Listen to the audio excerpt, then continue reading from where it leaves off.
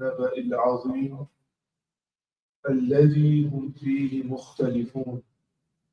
صدق الله مولانا العظيم. وقال تعالى في شأن حبيبه مخبرا وآمرا: إن الله وملائكته يصلون على النبي يا أيها الذين آمنوا صلوا عليه وسلموا تسليما. اللهم صل على سيدنا ومولانا محمد وعلى آل سيدنا ومولانا محمد وأصحاب سيدنا ومولانا محمد وبارك وسلم وصل عليه. الصلاة والسلام عليك يا سيدي يا رسول الله. الصلاة والسلام عليك يا سيدي يا رسول الله وعلى آلك وأصحابك يا سيدي يا حبيب الله. الصلاة والسلام عليك يا سيدي يا رحمة للعالمين وعلى آلك وأصحابك يا سيدي يا خاتم النبيين. Alhamdulillah, for me it is the first Jummah Khutbah that I have the honor of leading since the month of Ramadan. And the blessed month of Ramadan came, and the blessed month of Ramadan departed very, very quickly, very, very swiftly. For Jalse Ramadan ka Mahina, Mubarak Mahina, it has left us. And as believers, we attain that shot of energy, that shot of, refreshing Iman, that well-needed detox in the month of Ramadan, as we spent our days fasting and we spent our nights worshipping the Lord, the Creator, Allah subhanahu wa ta'ala. But what generally happens when the month of Ramadan departs, we also lose that energy that we had. We also lose that jazba and that josh, as they say, in the worship of Allah subhanahu wa ta'ala. Astaghfirullah.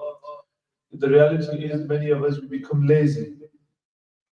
And it's important to continue the good habits that we built up in the month of Ramadan for the remainder of the year, until inshallah Ramadan once again returns to us. And one of the, as you heard me say before a number of times, one of the main things about Ramadan, it's not just fasting, it's not just the month of Roza, but it is the month of the Quran. It is the month of the Book of Allah. And hence we do the Khatam Sharif in Namaz-e-Taraweeh. And then we also have various other Masail or Asbab in which the Khatam Sharif of the Quran is done. For example, things like Mathal Shabina and so on and so forth. Now I thought to myself, inshallah, with the next sort of month or two, inshallah, I want to focus on the Holy Quran, inshallah. And I thought to myself, why not go through the verses of the Holy Quran with their meanings and with their secrets, and with their tafsir and commentaries.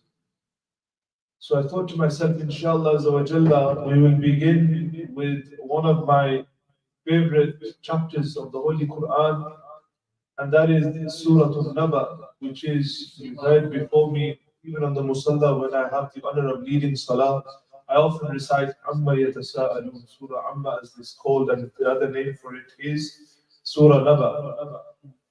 And this particular surah, as you know, it's the first chapter of the final para of the Holy Quran.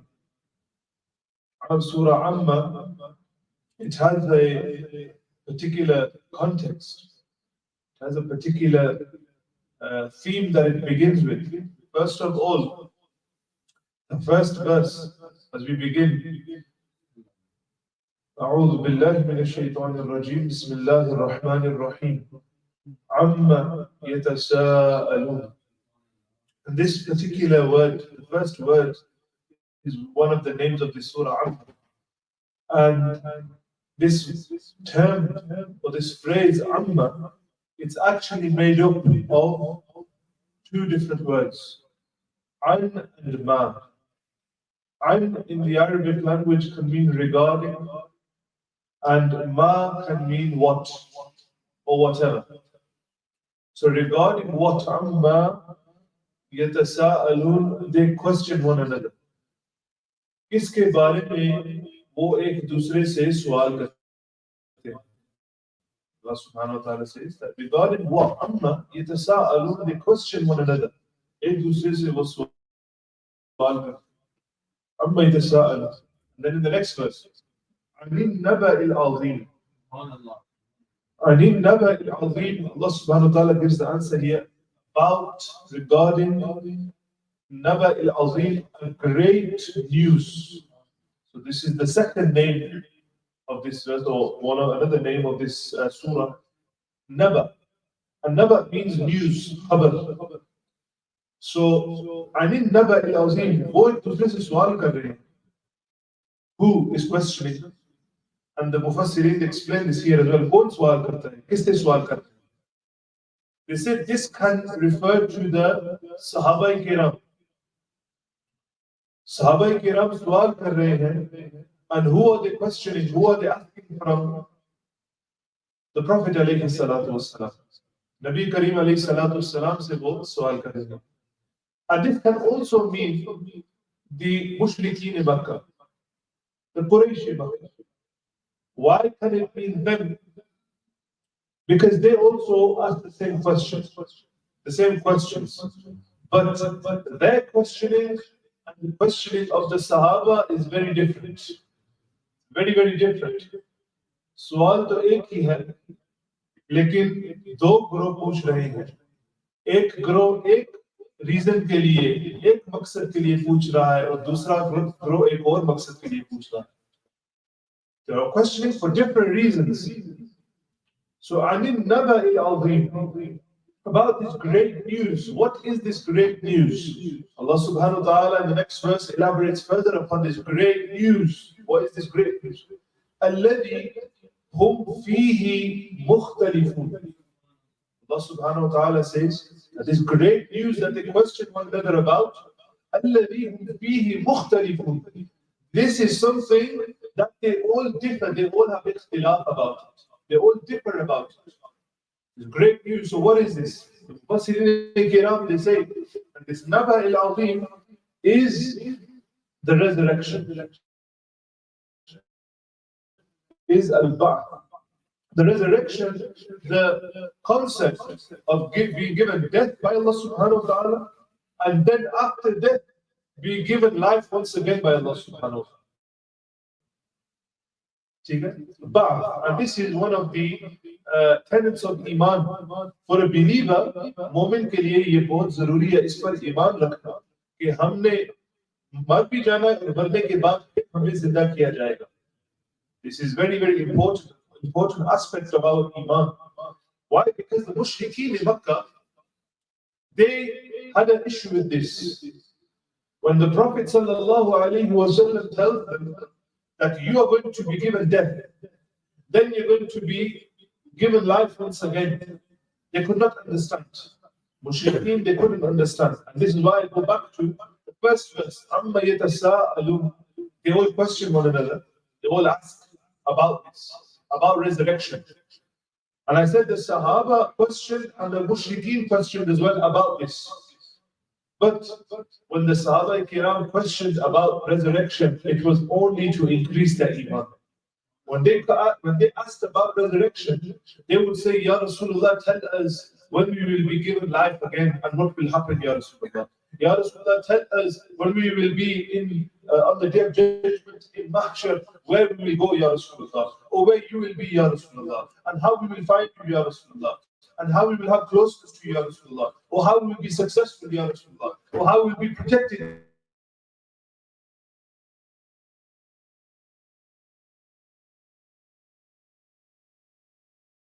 Iman was good and strong regarding the fact that they will be given life after death. They will be resurrected once again. But you have the same question being asked by the mushrikeen in Makkah. You have the same question being asked by the people of Makkah, but not for the same reason as the Sahaba. They are questioning. So you say, tell us about resurrection. So you say we're going to be resurrected again. So they were mockingly asking this question. They were trying to make fun of Astaghfirullah, na'udhu billah min dhalik. They were trying to make fun of this concept of being resurrected again. Why? They couldn't believe it. They couldn't believe it. They had this, brain of theirs which was unable to function. They had this intellect of theirs which was unable to understand why. They said to themselves, okay, so you say that we will die, then our bodies will be taken into the earth, we will be buried, our bodies will mix with the earth, then our bodies will decompose, our bodies will then return to mud and dust. And then what will happen after that? When the winds blow and the strong weathers come, our bodies, which are now grains of dust, our bodies, which is now complete dust, that dust will be blown left and right by the winds. The winds will take our bodies one way and the other part of our bodies the other way. How do you say that we are going to be given life once again? Yani, this point of view of theirs, what in actual essence, or in reality, what they are saying is, how will Allah subhanahu wa ta'ala resurrect us when our bodies are going to be left and right in dust? Yeah? But they never understood this. They never had iman in this. But the Sahaba Kiram, they believed what? Inna Allah ala kulli shay'in qadir. They believed and they knew that Allah subhanahu wa ta'ala is all powerful upon everything. They knew that Allah subhanahu wa ta'ala is the one who created everything that we see around us. He's the one who created the universe.